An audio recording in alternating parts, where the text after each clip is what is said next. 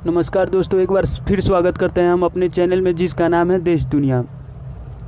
दोस्तों, इस चैनल में हम आपको रोज एक नए नए टॉपिक का वीडियो लाते हैं जो कि करंट अफेयर्स डेली का होता है। तो आपसे यही गुजारिश है कि जो भी दोस्त हमारे वीडियो को देख रहा है अभी तक मेरे चैनल को सब्सक्राइब नहीं किए हैं तो प्लीज़ सब्सक्राइब कर लें और उसके बगल वाले जो घंटी का बेल आइकन का निशान आता है उसे क्लिक कर दें।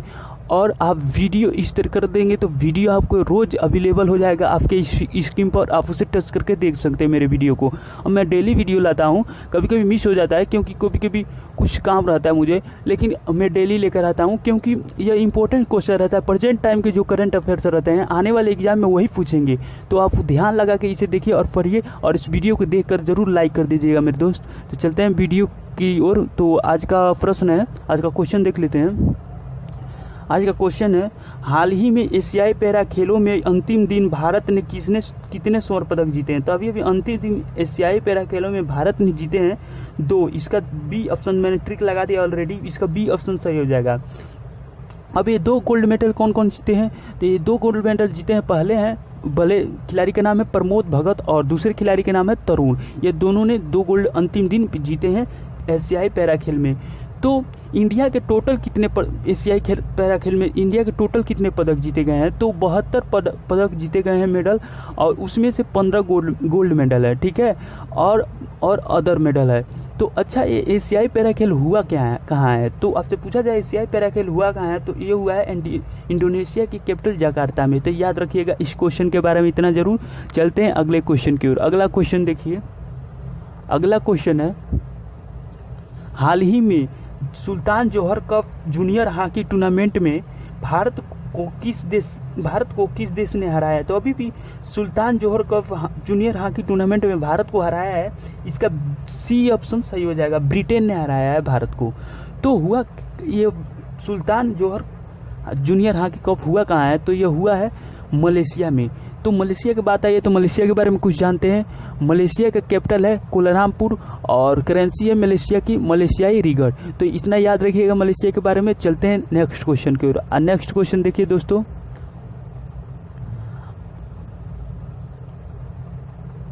अगला क्वेश्चन है, हाल ही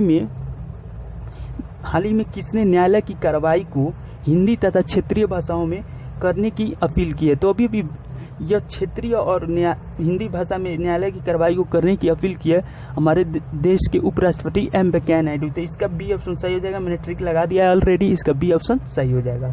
तो एम वेंकैया नायडू ने यह अपील किया है। तो अच्छा, आप जानते हैं कि न्यायालय की कार्रवाई ऑलरेडी जनरली इंग्लिश में होता है, तो इसी को बदल कर हिंदी तथा क्षेत्रीय भाषाओं में करने की अपील किया है एम वेंकैया नायडू, जो हमारे देश के प्रेजेंट में उपराष्ट्रपति हैं। अच्छा, बात आई है एम वेंकैया नायडू की। तो एम वेंकैया नायडू, आपको कोई पूछे चाहे एग्जाम में आए तो एम वेंकैया नायडू कितने नंबर के राष्ट्रपति हैं? तो यह व्यक्ति वाइज 13वें नंबर के हैं और कार्यकाल वाइज है वो 15वें नंबर के। अब 2 का अंतर कैसे आया है? यदि ये 2 का अंतर कैसे आया है तो मैं बता देता हूँ। ये 2 का अंतर इसलिए आया है कि अगर कोई व्यक्ति 2 बार उपराष्ट्रपति लिया है तो व्यक्ति तो एक ही हुआ, लेकिन कार्यकाल 2 बार गिना जाएगा, इसीलिए ये 2 का अंतर आया है। तो व्यक्ति वाइज 13वें नंबर के है राष्ट्रपति उपराष्ट्रपति, और कार्यकाल वाइज 15वें नंबर के उपराष्ट्रपति हैं एम वेंकैया नायडू। तो याद रखिएगा जरूर। तो चलते हैं अगले क्वेश्चन की ओर। अगला क्वेश्चन देखिए, अगला क्वेश्चन देखिए दोस्तों, हाल ही में हैदराबाद टेस्ट में भारत ने वेस्टइंडीज को कितने विकेट से हराया? तो अभी भारत ने हैदराबाद टूर्नामेंट वो हराया है, इसका हो जाएगा ए ऑप्शन सही, 7 विकेट से। ये गलत है, 7 विकेट से हराया है। तो अभी भी 7 विकेट से इंडिया ने हैदराबाद टेस्ट में वेस्टइंडीज को हराया है। तो ये इम्पोर्टेंट है कि कितने विकेट से हराया है। इम्पोर्टेंट ये है कि यह घरेलू मैदान में इंडिया का 10वीं बार जीत है, और इसी के साथ भारत ने सीरीज जीत लिया है। T20 या 20 सीरीज जीत लिया है भारत ने। तो इस क्वेश्चन से आप इतना जरूर याद रखिएगा। चलते हैं नेक्स्ट क्वेश्चन की ओर। अगला क्वेश्चन देखिए दोस्तों, अगला क्वेश्चन है, हाल ही में संस्कृत कोर्स को ऑनलाइन शुरू करने वाला देश का पहला विश्वविद्यालय कौन बना है? तो अभी ऑनलाइन कोर्स संस्कृत को शुरू करने वाला देश का पहला विद्यालय बन गया JNU। मैंने ट्रिक लगा दिया है ऑलरेडी, इसका बी ए ऑप्शन सही हो जाएगा। JNU ने यह शुरू किया है। तो बात आई है JNU की, तो जवाहरलाल नेहरू यूनिवर्सिटी की बात आई है। तो जवाहरलाल नेहरू यूनिवर्सिटी, एक्चुअल में जवाहरलाल यूनिवर्सिटी में जो संस्कृत का कोर्स है उसमें एडिशन लेने वाले बच्चे 2% से भी कम थे, इसीलिए यह संस्कृत कोर्स को ऑनलाइन शुरू किया है JNU ने। तो इसका ये ऑप्शन सही हो जाएगा। तो इस क्वेश्चन के बारे में इतना जरूर याद रखिएगा। चलते हैं अगले क्वेश्चन की ओर। अगला क्वेश्चन देखिए, अगला क्वेश्चन है, हाल ही में केंद्र सरकार ने किस नदी में न्यूनतम मात्रा में पानी के प्रवाह को अनिवार्य किया है? तो अभी केंद्र सरकार ने इसका सी ऑप्शन सही हो जाएगा, गंगा नदी में न्यूनतम मात्रा में पानी की प्रवाह को अनिवार्य किया है।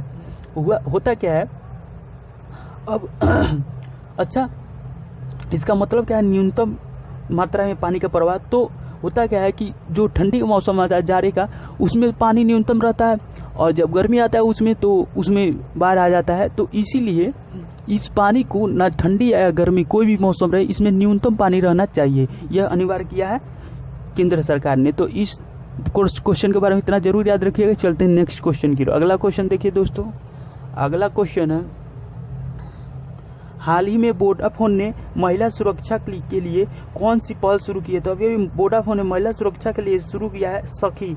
इसका सी ऑप्शन सही है, मैं ट्रिक लगा दिया हूँ, इसका सी ऑप्शन सही है। सखी नाम का एक पहल शुरू किया है वोडाफोन ने महिला सुरक्षा के लिए। तो अब सखी पहल क्या है? तो इसमें सबसे इम्पोर्टेंट फीचर ये है कि इसमें लड़कियाँ अपना मोबाइल नंबर बिना अपना मोबाइल नंबर बताए बिना अपना मोबाइल रिचार्ज करा सकती हैं। वो कैसे होगा कि जो अपना पर्सनल नंबर है जो सिम का, वो उस पर तो आप फोन कॉल कर देते हैं और रिचार्ज भी होता है, लेकिन उसके अदर एक नंबर उस पर जनरेट कर दिया जाएगा जो केवल वो रिचार्ज के लिए होगा। तो उस नंबर से आप बताकर दुकानदार से रिचार्ज करा सकते हैं, और जो आपका पर्सनल नंबर है पहले चल रहा है उस पर कॉल आएगा, और जो आप रिचार्ज कराए हैं बताकर दुकानदार को, तो उस पर कोई फ़ोन करेगा तो फ़ोन उस पर नहीं आ रहा है, उस पर केवल ऑलरेडी रिचार्ज होगा जो जनरेट किया होगा नंबर बाद में। तो यह दूसरा नंबर होगा। तो और तो यही पहल शुरू किया है वोडाफोन ने। तो आइए वोडाफोन के बारे में कुछ जानते हैं। वोडाफोन के सीईओ हैं इस समय प्रेजेंट के निकोलस रेड। कौन है? Nicholas Reid. तो यह वोडाफोन के बारे में इतना जरूर याद रखिएगा। चलते हैं नेक्स्ट क्वेश्चन की ओर। अगला क्वेश्चन देखिए,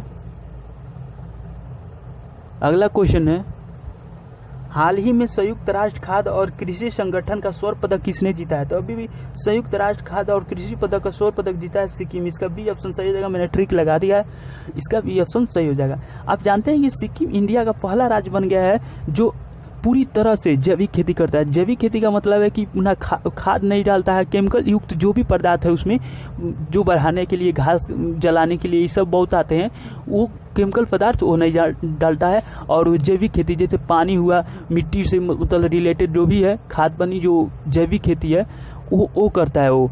तो पहला राज्य बन गया भारत का जैविक खेती करने वाला सिक्किम, और वही सिक्किम ने ही संयुक्त राष्ट्र खाद्य और कृषि संगठन का स्वर्ण पदक जीता है। तो बात आई है सिक्किम की, तो सिक्किम के बारे में कुछ जानते हैं। सिक्किम के सिक्किम के कैपिटल है गंगटोक, और चीफ मिनिस्टर है सिक्किम के प्रेजेंट टाइम के पवन कुमार चैमली। कौन है? पवन कुमार चैमली। और गवर्नर है गंगा प्रसाद। कौन है? गंगा प्रसाद। अच्छा, आपको पता होगा कि चीफ मिनिस्टर किसी राज्य के सबसे लंबे समय तक रहे हैं वो रहे हैं पवन कुमार चैमली। पवन कुमार चैमली बन गए हैं सबसे लंबे तक रहने वाले चीफ मिनिस्टर किसी राज्य के।